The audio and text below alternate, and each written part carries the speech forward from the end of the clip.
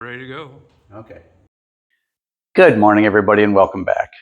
Today we're working on this good-looking little McLane edger. This might be the best McLane I've ever seen, but I got it because the young lady who owned it left the gas in it over the winter and it wouldn't start.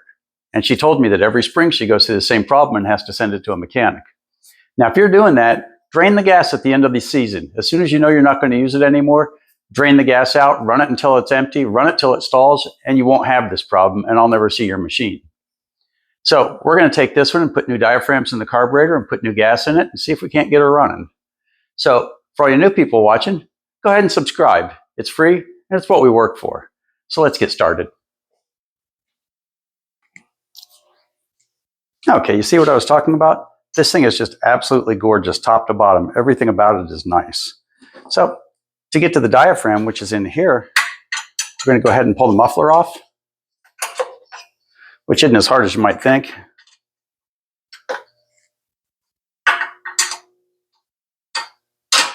I was hoping this one wouldn't require a whole lot of fiddling, but it does.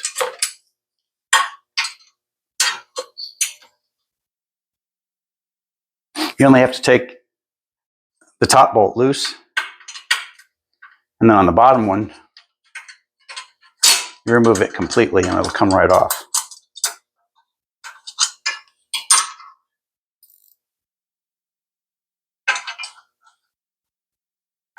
Not quite enough room for the ratchet though.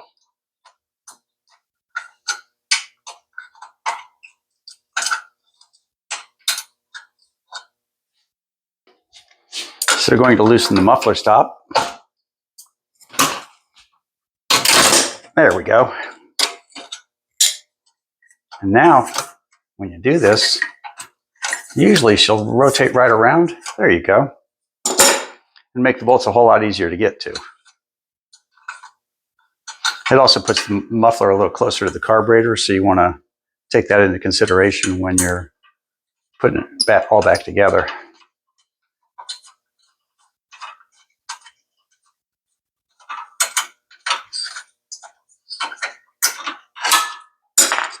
There we go. Now we'll rotate this back a little bit. And she'll slide right off. And now we can get to the diaphragm pretty easily. The only thing we have to do is take this one screw out.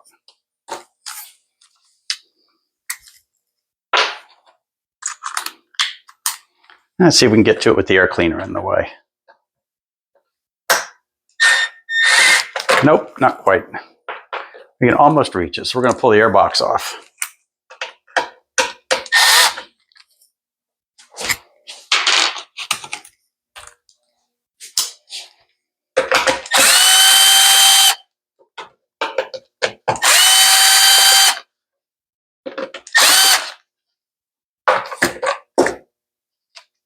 And as expected, the air filter actually looks really nice. I'm not surprised though, everything about this machine looks new.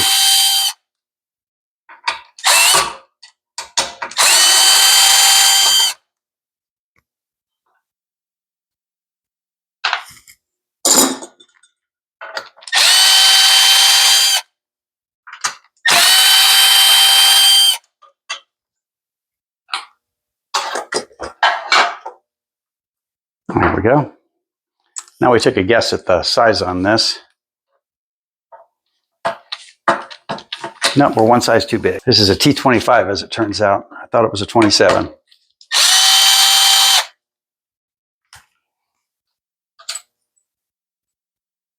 And now with this out of the way, we've got easy access to the side of the carburetor.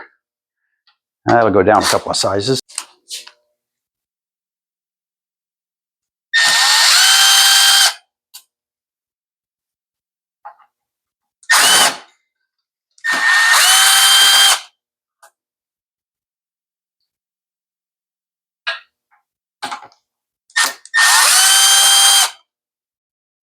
You can see these come apart really, really easy.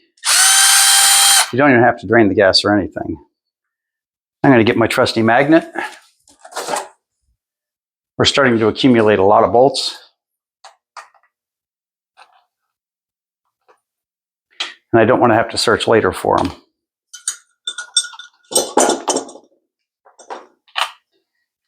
Okay, we'll put that over here and get it out of the way. When you pop this off, note this little pin here. That pin's attached to the carburetor, so you want to be gentle popping it off. Make sure it comes off nice and square.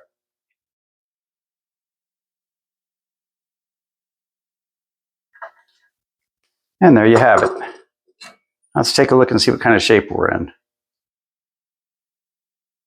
You see it's not bad. It's definitely worn out, but the spring looks good. Inside of the carburetor looks just as good as the rest of the machine does. So we're going to go ahead and replace this and give it a new spring and a new ring, and she should be good to go. Whenever I do one of these, I compare the springs to see how they sit, and this one doesn't have a lot of compression. It's entirely possible it's been replaced in the last couple of years, but of course we don't know that. So we'll get this in. Now this is a lot easier if you're doing it without with the engine completely off. It can be downright tricky doing it here, and that's because the spring wants to fall out while you're doing it.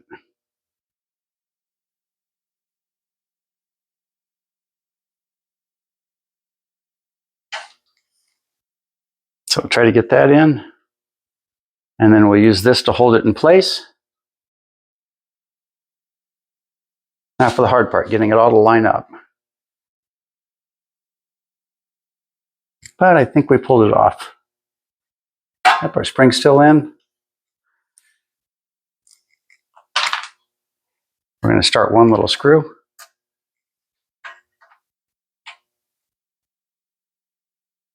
I'm checking again, everything appears to be good. So once we snug this one down, everything should be good.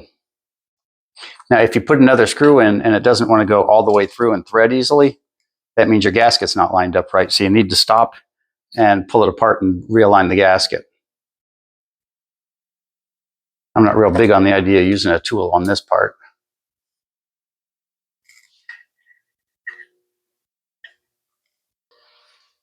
Okay, last screw. And it grabbed a thread, so we look real good. This one's going nice and smooth. If you work on these enough, you'll notice that when a machine looks really good, it tends to be really easy to work on.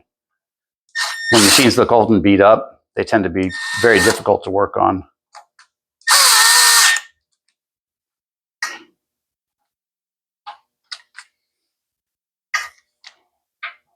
Now the two things you'll run into with this particular carburetor is this diaphragm getting old and picking up the big dent like this one, and it won't work correctly. And the dip tube from the carburetor going down into the fuel, you see those break quite often. So now let's put the tubes back together. We're basically putting it back together in reverse order of the way we took it apart.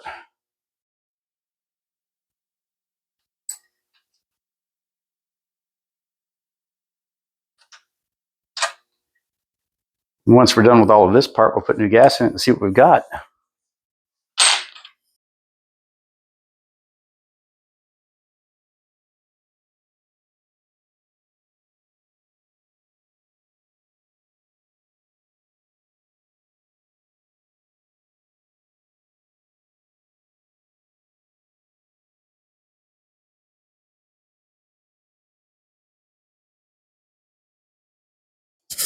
The fuel that was in it does have a little bit of a yellow tint to it.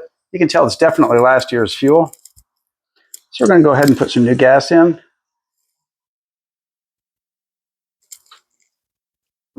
And it'll eat up the gas that's in the lines pretty quickly. This looks so good, I hate to put it out in the rain to test it. I can't imagine putting it in the grass. It's just too pretty. And I'm not surprised. Started right up.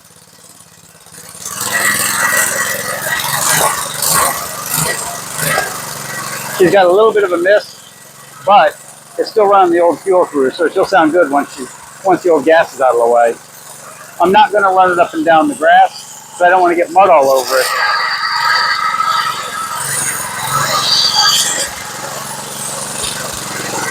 This comes back to the same story I see quite often. You can't leave your fuel in the machine through the winter. If you do, the fuel will go bad and it won't fire the machine as well. And with a little engine, not as well as enough to make it not at all.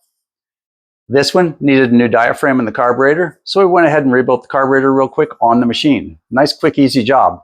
And then we put new gas in it. Now I tried to start it off camera with the old gas in it, and it tried to run, which tells me the diaphragm was obviously a problem, but it really wouldn't run correctly. So I went ahead and put new gas in it, and then we brought it out into the yard and tried it again. And you can see she started up right away.